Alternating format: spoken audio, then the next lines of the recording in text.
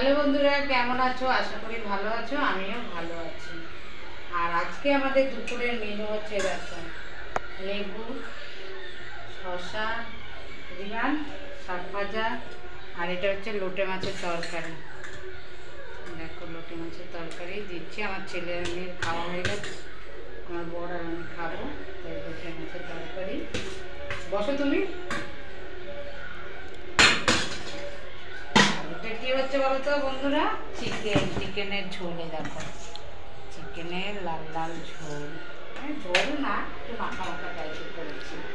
আজকে অনেক দেরি হয়ে গেল, কারণ রবিবার ছিল, অনেক কাজ করতে হয়েছে।